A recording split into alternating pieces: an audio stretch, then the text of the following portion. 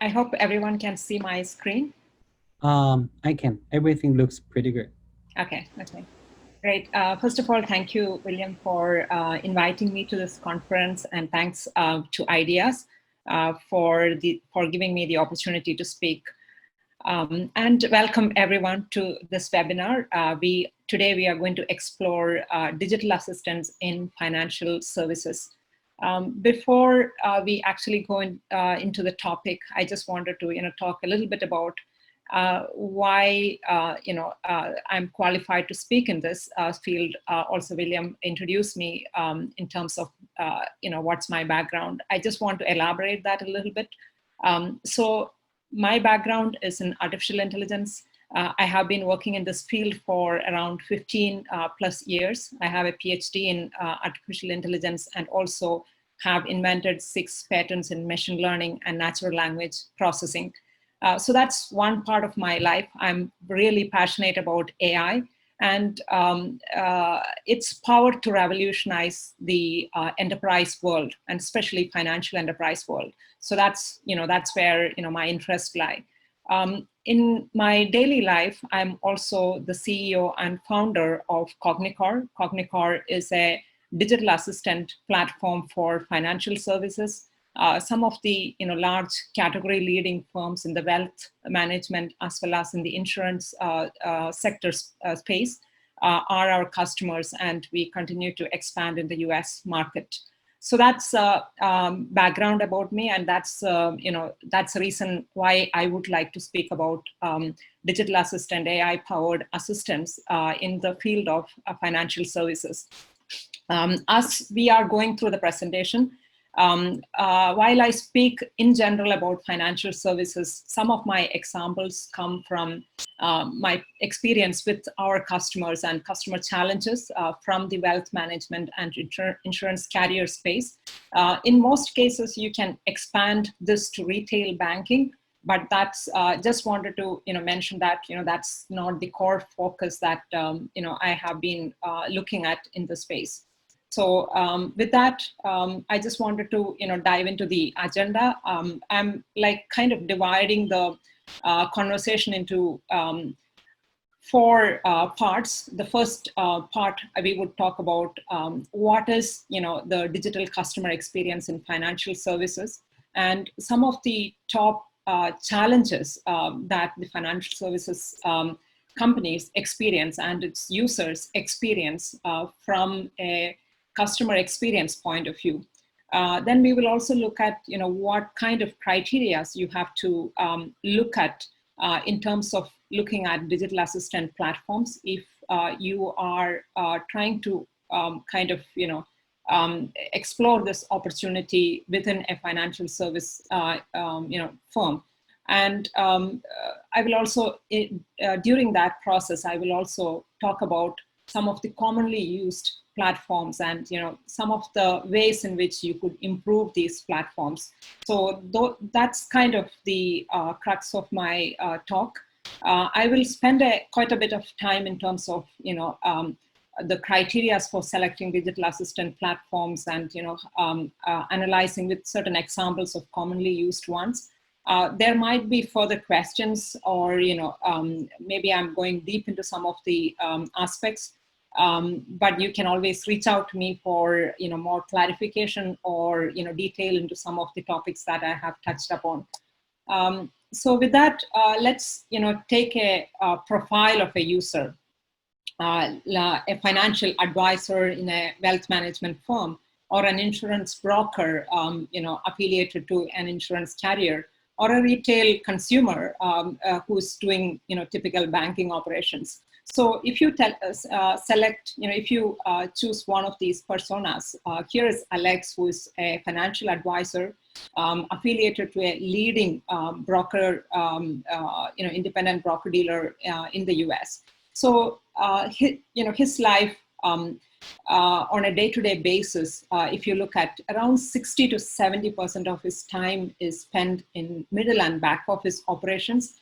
That means things like onboarding a customer, filling up forms, or finding the relevant policies and processes that is necessary for taking certain decisions. That means around 25 to 28 hours per week, Alex is not spending time on customer engagement or expanding his portfolio.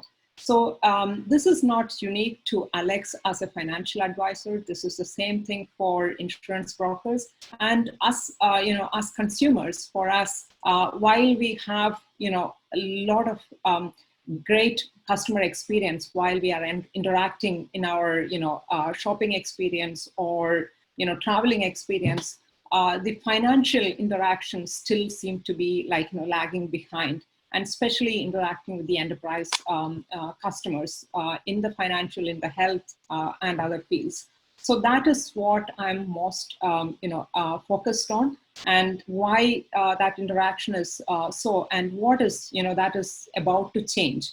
So for financial services, this customer experience is about to change and is being revolutionized as we speak.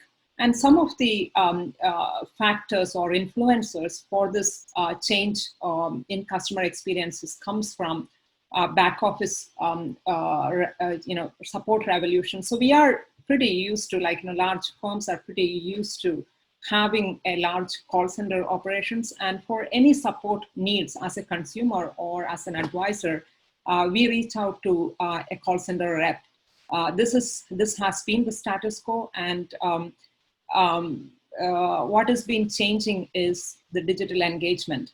So things like chatbots or online interaction. So those things have started to come out, and with COVID pandemic hitting us, this has been really accelerated. Just to give you, one example of a customer story. For us, one of the customers had to suddenly quickly change the way they are supporting their customers, because they just couldn't deploy a big number of customer reps during the COVID time, and they had to go back to the digital means, and they had to very quickly deploy that digital means to engage with their customers. So COVID has been accelerating that digital push to customer engagement. The other interesting change that we are seeing, or kind of factor that we are seeing, is innovators are really pushing the boundaries. Tech giants like Apple, Amazon, and startups are trying to change the status quo. So if you look at financial service enterprises, it has been traditionally the large, incumbents who have been, have been in existence for hundreds of years, and they were, there was no real pressure for them to change. But now, there is a interesting quote that I often hear, which is, banking is necessary, but banks are not. And because of that, it has become the state that anyone can start a banking service. It need not be the large financial service firms. So due to this, every large financial firm is forced to innovate and create this digital new customer experience. The third influencer in this is the automation of processes. Previously, we are used to doing everything manual, including filling up a form, signing up for an online account, and every process that we have been doing it manual. But again, accelerated by the COVID, we are forced to automate many of these tasks. And the technologies for RPA, robotic process automation, has really is one of the hot technologies in terms of helping us to get there. So with the implementation of such technologies, the automation of back-end processes, which is one of the big hindrances in adopting digital engagement, has been really accelerated. The last point is, I already touched upon, consumers are expecting much more than previously from this kind of financial enterprises. We are used to having Amazon's, Uber, Netflix, kind of very instant, personalized, ubiquitous service. So while every aspect of our life has this experience, we expect to have the same kind of experience in an enterprise financial engagement. And that is what financial enterprises are dealing with. And because of all of these influencing factors, we are seeing that customer experience is being revolutionized as we are speaking. So so let's take a kind of understanding deep dive into what is a digital assistant and how does it fit into a customer experience revolutionizing stage for financial service enterprises. So a digital assistant is something that it's an artificial intelligence powered assistant, which is able to understand the user, his or her context, and also has the knowledge of that particular domain in which it's dealing with, so that every question that is coming to the assistant, it's able to respond in a context-sensitive manner, and as well execute tasks that are normally handled by a customer rep or an assistant can be handled by a digital assistant. So that is kind of how we define a digital assistant, and it is in most cases we differentiate from a chat bot or a basic FAQ bot or guided outcome bot. So it's more like a knowledge assistant. So we hear a lot of chatbots out there, but digital assistants are much more higher level in the sense that it is able to understand and connect to the knowledge it has of the domain to be able to respond, understand the intent of the user, and respond accordingly, maybe with a response, maybe with an action, maybe with a recommendation. So all of these, or a policy suggestion. So all of this can be done by an assistant. So let's take a look at some of the big challenges that is faced by the financial service sector from a customer engagement perspective. If you look at what are the top use cases that could be revolutionized by a digital assistant, based on the call volume drivers, this is what you would see, especially in the wealth and insurance. In the retail financial, it is a little bit different. I will come to that. So if you look at wealth and insurance firms, kind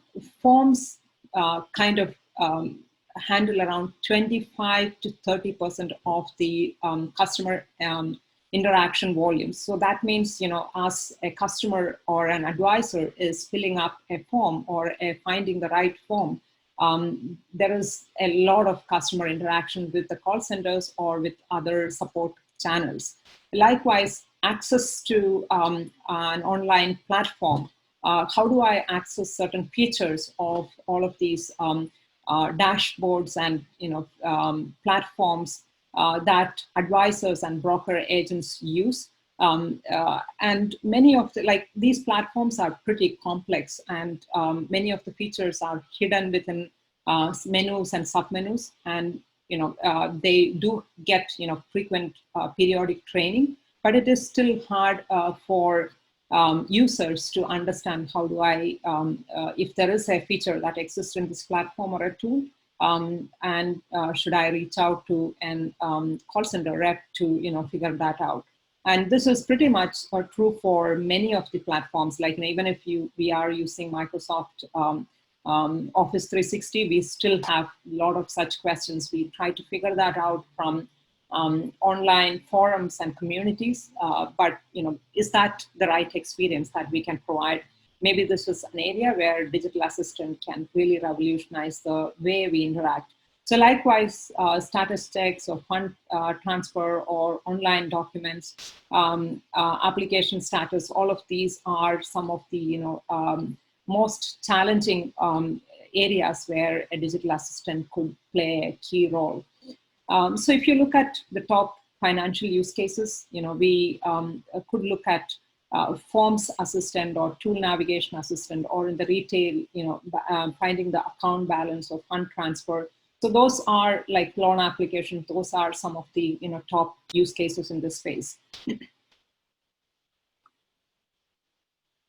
So let's dig a little bit deeper into some of the some of these use cases, so that we understand what is the difference between experience that we are going through currently and what could be the a future experience. So if you look at the form discovery assistant or forms assistant, let me first explain the current experience. So if a financial advisor wants to onboard a customer, then he has to first find out what form should I use to onboard this customer. So this might look like a pretty easy problem, but imagine that in the wealth and insurance and even in the retail banking space, there are thousands of forms. Everything is slightly different from, there are a number of forms that are slightly different from each other. And if you pick up the wrong form, then you are going to repeat that process. So finding the right form is normally a difficult task.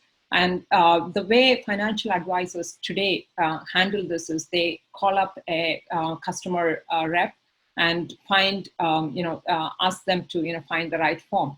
And when they provide a response, the advisor most of the time is not convinced. So they call the next rep. They get maybe another form name and they call one more rep. So in general, on average, they call 3 reps to make sure that I'm getting the right form to fill, which is a really sad situation, just to discover the right form to onboard a customer. And this gets way more complicated as the problem becomes much more complex. So once the advisor finds this form, then filling that form is another major challenge. Most of the time, they fill up the form to the best of their knowledge. During this process, they again make multiple phone calls to the back office and have multiple interactions. While if they manage to do all of this process, they submit this form, and then as a boomerang, it comes back to them saying that there are some things in that form that is not correctly filled, which is called NIGO, or not in good order. So this is what happens in a normal process. It takes at least 2 weeks to do this back and forth, and if there are any errors, that becomes even more harder for this process to complete. And digital assistant-driven forms assistant experience becomes completely different. So all you have to do is ask the forms assistant a question about what form should I use for an ACH transfer, for example, and it gives you the right form depending on what kind of advisor you are, what is the registration type, and so on. So once you get the form, you are able to open the form right there, and also the assistant is able to pre-fill the form for you by connecting to the customer data that you have already in the CRM. And if there are more information to be filled, the digital assistant points you to the right information, to the right field to fill this information. And while that process is done, you can ask any questions as you want regarding those fields if you don't understand. And then the assistant, like a true assistant, is able to help you with all those questions.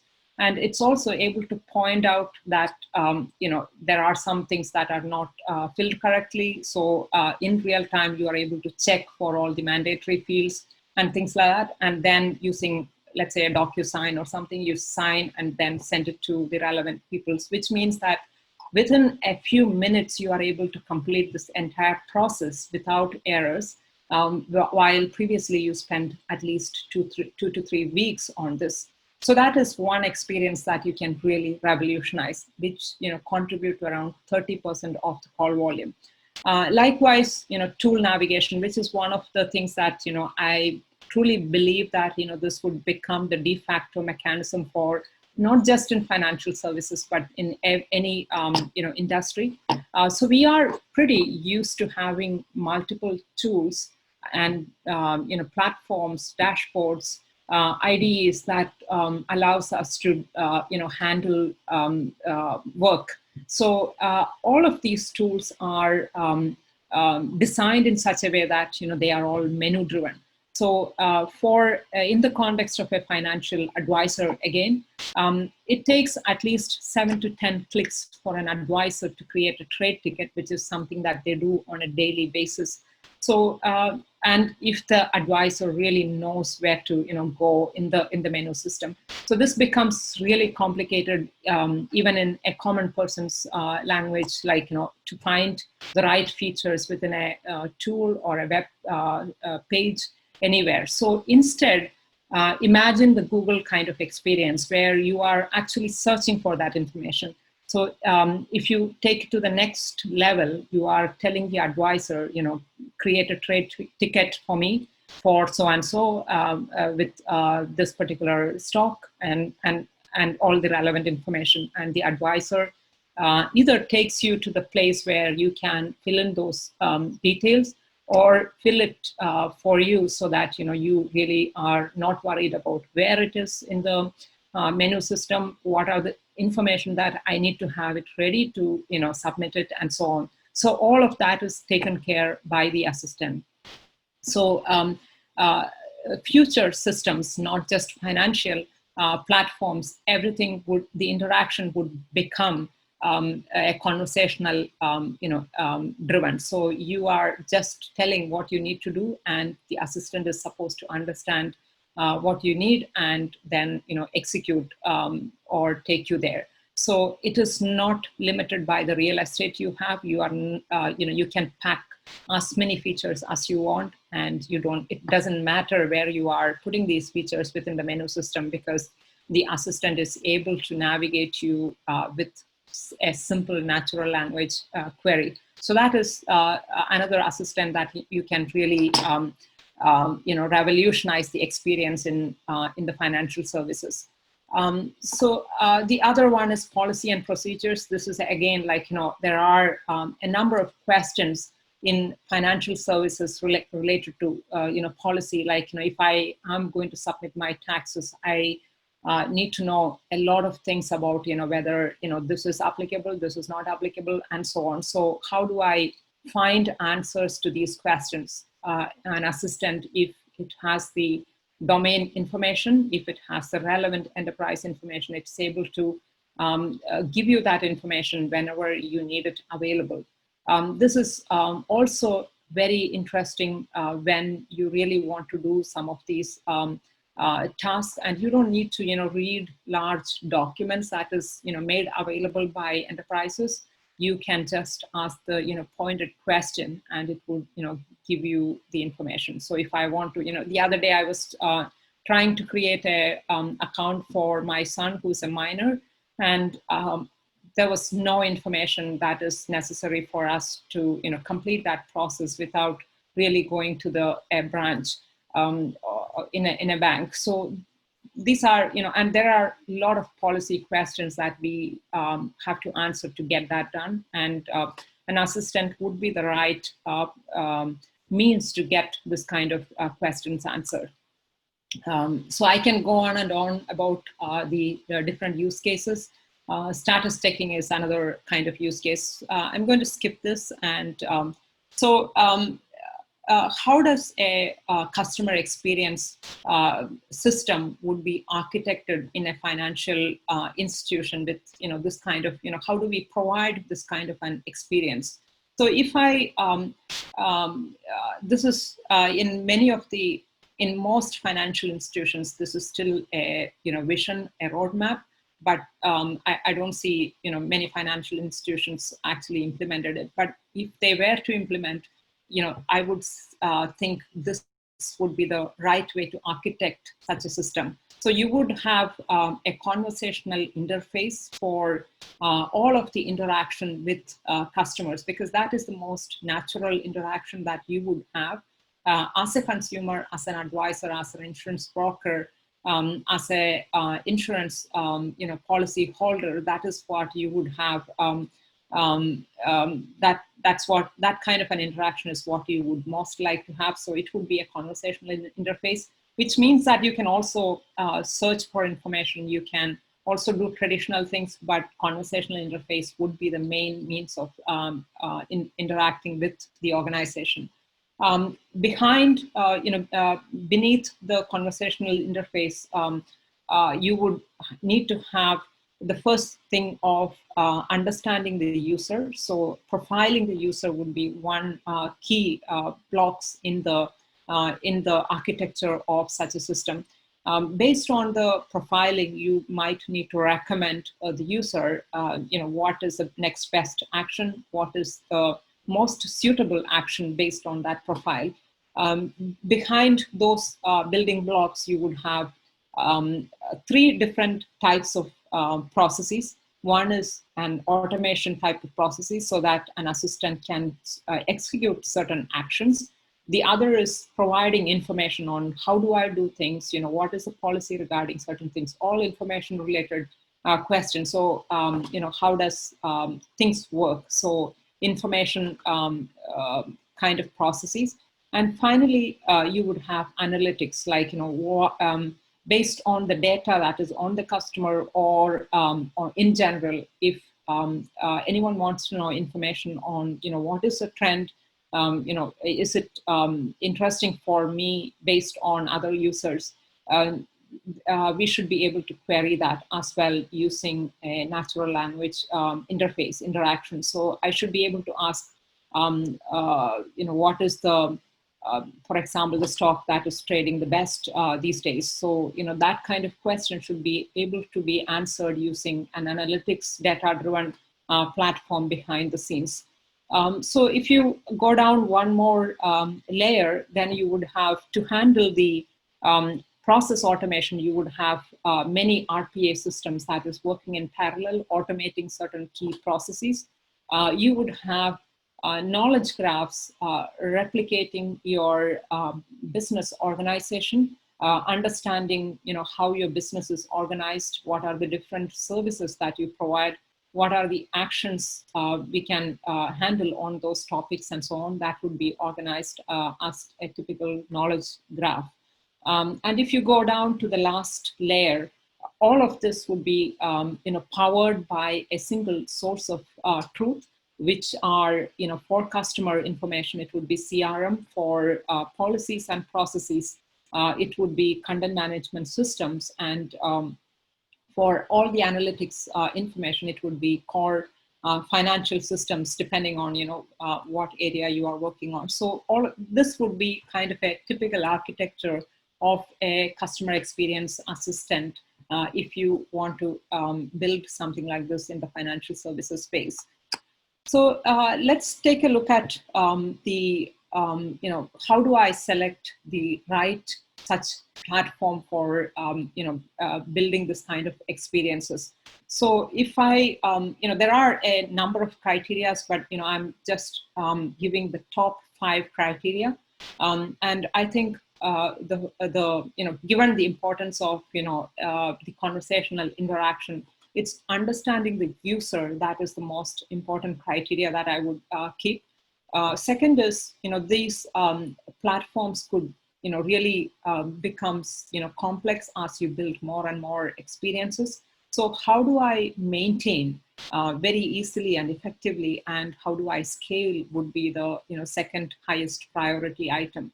And as I already mentioned, how do I maintain one single place of truth, one single source of truth? Because most, if you look at chatbots, or smart speakers like Alexa or Google Homes, all of this have their own data that is, fed to it. And that immediately means that you have to maintain this data in 2 different places or 3 different places.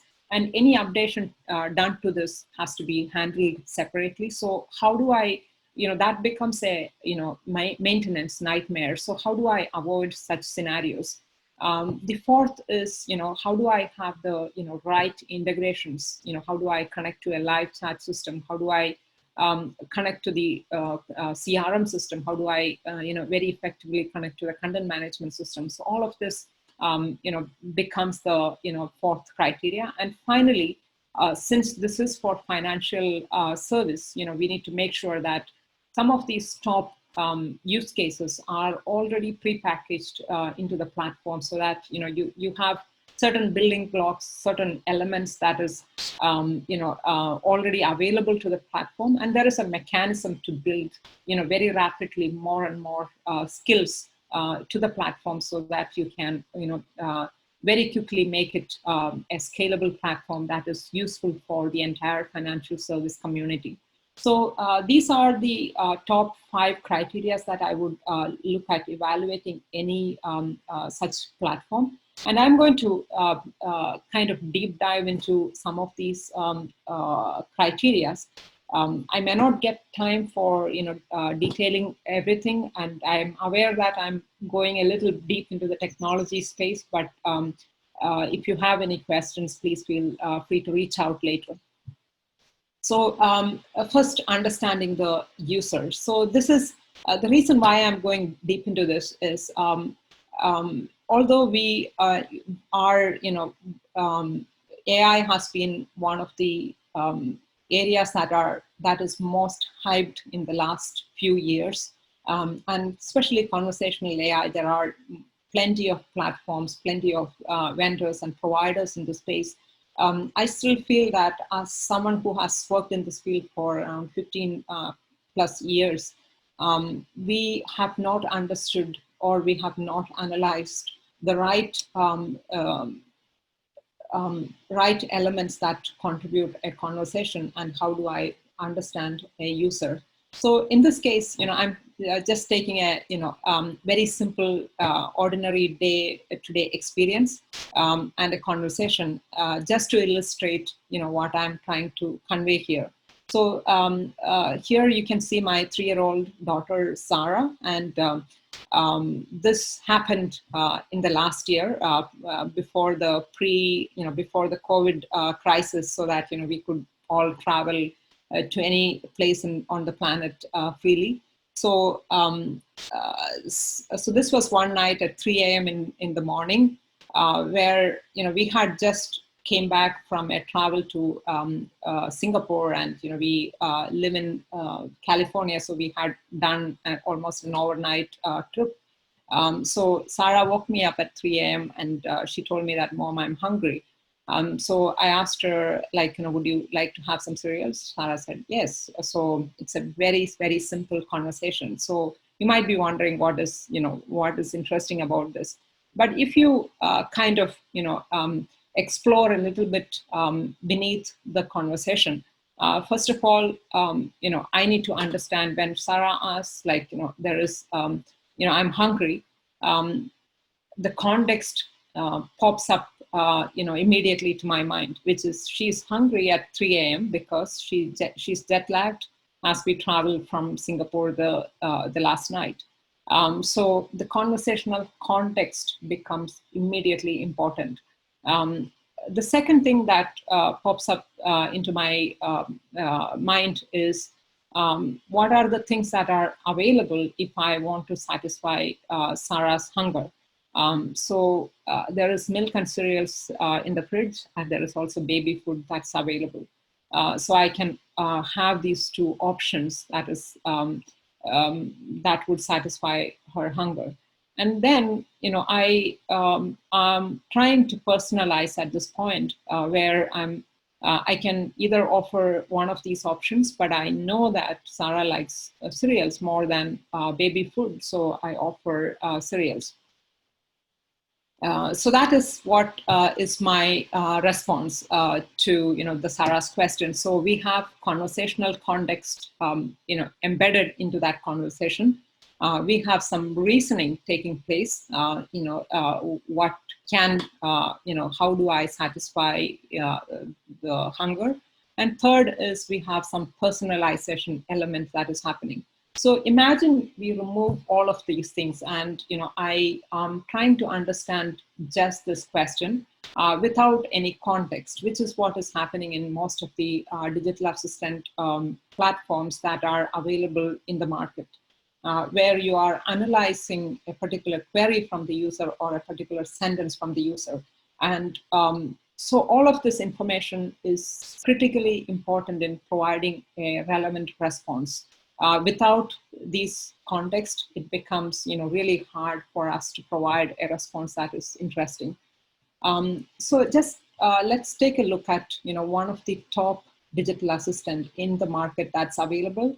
So it has, I'm taking this example not to criticize Erica, which is a very impressive digital assistant from Bank of America. It has around 100 million plus customer queries, 10 million plus subscribers, and great for certain questions. The reason why I'm taking is because it's the most popular, widely used platform. This is, whatever I'm going to say is applicable to most platforms out there. I just wanted to, dig a little bit deeper into, how we are looking at approaching designing this kind of digital assistant. So I'm a user of Erica from Bank of America, and the other day I was interacting with it, and I asked a question. I want to transfer some funds to another account, but I did not receive the one-time password. So, so this was my question, and the response that came out was dispute a transaction, or show me my bills. So that was the other suggestions that came out. So the problem with this, it is pretty strange that why I'm getting this response. It's supposed to understand my question. If I try to analyze what is going behind the scenes, is because it is Erica is not able to understand the context of what I'm talking about. It is also not able to recognize the the term one-time password. So that's a second a reason why it's coming up back with a response like this. So what it recognized is it recognized that it's a transaction, recognized that there is some negation in this. I did not, so some part of that it was able to capture. Then immediately it triggered a transaction. So transaction plus negation implies a transaction dispute workflow. So that is the way the systems are designed. What would have been the ideal way to design such a system? First of all, it needs to understand that I'm talking about accounts. First of all, before even transfer, I'm talking about the topic of accounts, or the context of accounts and OTP. So it needs to understand that.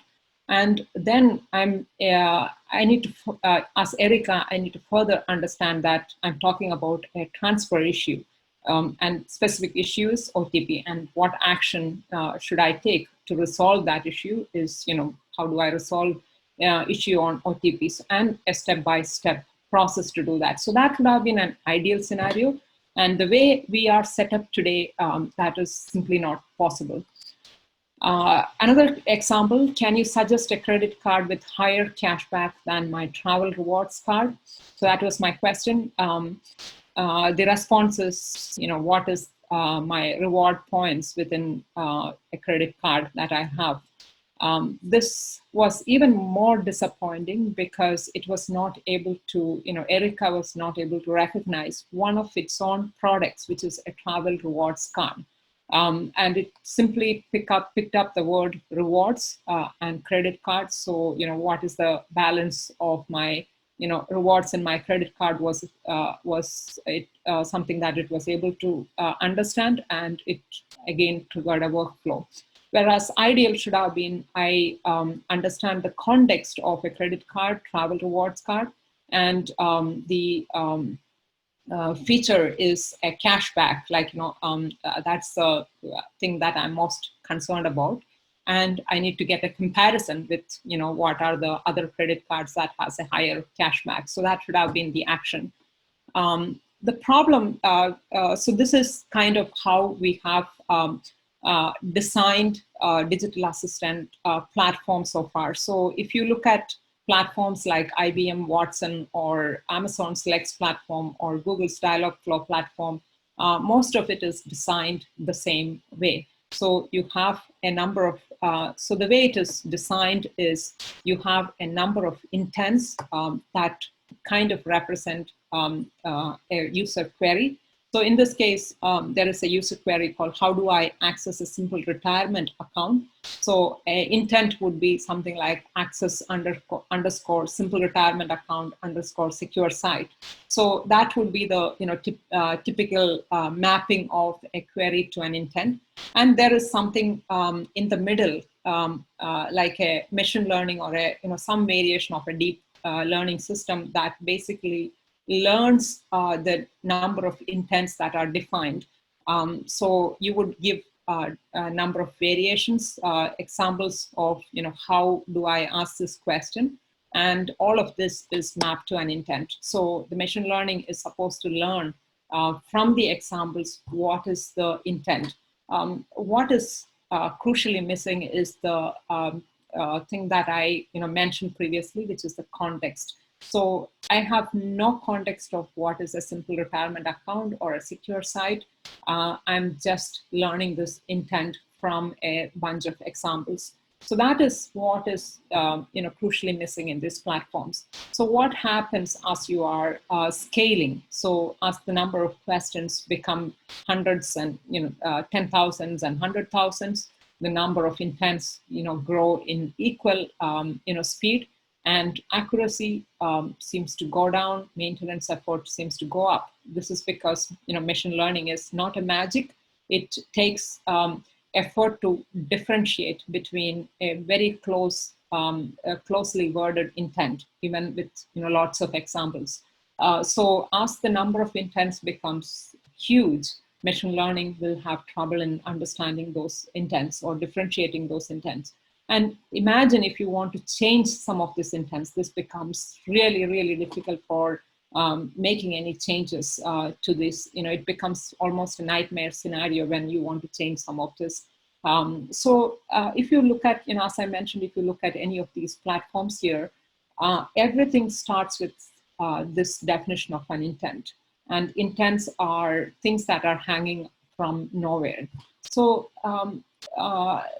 this is where, I think the current digital assistant systems are failing.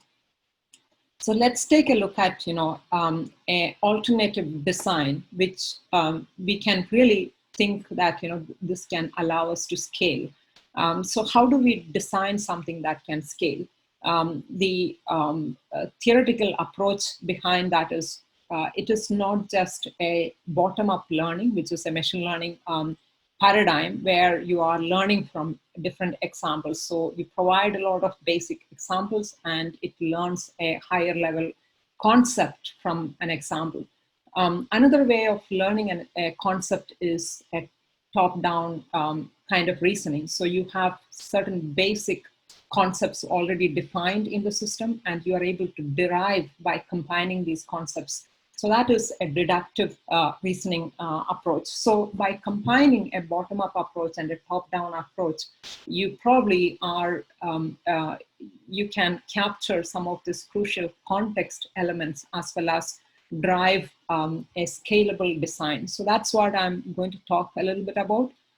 So instead of defining a monolithic intent as it is, you can think of an intent as certain cognitive building blocks that enable you to understand beyond a single sentence, which is what are the topics in a financial domain, what are the features, what are the profiles of the user that you can have. So all of this can actually define a complex intent into its basic blocks. You can imagine this as kind of roughly mapping to a verb, noun, pronoun kind of scenario. All of this packaged into a knowledge graph. I'm not going a lot into the details of it, but I just want to show the scalability aspect of it. So if you design it like this, you have a number of topics, and imagine your feature is access. How do I access a secure site? How do I access a simple retirement account? How do I access statements? How do I access online account portals? So all of these things can be designed with a single feature, and you can associate it with 10,000 topics or 100,000 topics, and the number of topics increases. You can handle a number of queries with one single feature called access. It becomes even more interesting when you are associating different profiles to the same question. So can insured access simple retirement? Can minors access simple retirement? Can non-clients access simple retirement? So, so then it becomes a permutation and combination of topics and profiles that basically is defined with one single feature called access. It becomes even more interesting when you are asking more higher level questions like what types of accounts are viewable on a secure site? The answer is already given. In any platform that is designed in the intent-driven way, you will have to define a new intent for this. Or to answer a question, who can access the secure site on a platform? So all of this becomes very easily accessible and answerable using certain inference built on top of a knowledge graph. So I'm not going into a lot of details into this, but I just want to show a scalability of how these two design patterns would scale. So for a normal, typical platform with 100 intents, you can address 100 types of user queries. This kind of a platform can address around 62,500 queries with the same number of intents. So that is kind of the scalability. As you are increasing the number of topics and number of user profiles, it becomes really, really scalable, exponentially scalable and low maintenance. So the other criteria that we mentioned, apart from scalability and understanding the user, is maintaining a single source of truth. So if you look at enterprise systems, one of the problems that we have seen is, you have a content management system and you have a chatbot kind of platform. So for chatbot platform, most of the time there is a functional engagement, but there is a dysfunctional knowledge. Means, you don't have the supporting knowledge to respond to a query. In the content management systems, you have a very functional knowledge management, but you have a dysfunctional engagement. The only means to interact with a knowledge management system is by search. So how do you really make have a functional knowledge management and a functional engagement by combining these two systems? So no engagement system, no conversational system can sit without a knowledge management behind the scenes. So that is what I'm coming to, and how this could look like is you can have different content management systems, and on top of it, you should have a digital assistant platform or a knowledge layer that provides content as a service to different channels. It could be a chatbot channel, or a response in context, or a website, or different type of channels. So by designing such a system, you can really have a cognitive enterprise or a cognitive financial enterprise. So that is pretty much my presentation. I would like to stop with how such a system can really have the financial libraries and make sure that these libraries scale. So that is already solved in multiple other platforms. Like, for example, I really like the way Alexa or Alexa skills are developed by developers around the world. So it's not just the Alexa team or the AWS team that is building Alexa skills. So people around the world are able to build the Alexa skills. So we should have a platform for financial services that is de facto, and developers in financial services, business users, technology developers in financial services should be able to have access to this platform and contribute such skills to this platform. So so that should be like there should be a community of knowledge engineers, user experience builders, bot builders, thought leaders, all of this together existing around this platform that drives the number of libraries that are relevant for financial services.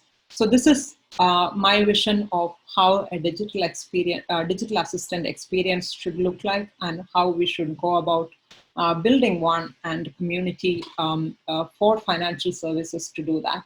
So with that, I would like to stop and answer any questions you may have.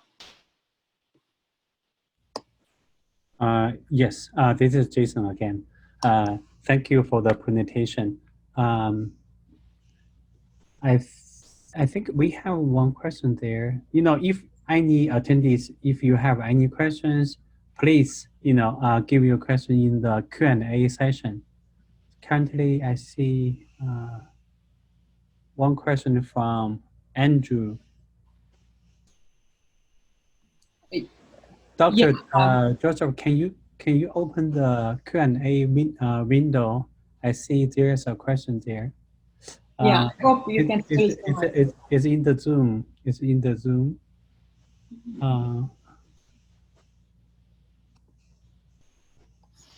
Yeah, I think I can read the question from Andrew. Do you think the OpenAI platform can help build this type of intelligent chat rooms, even fill the forms?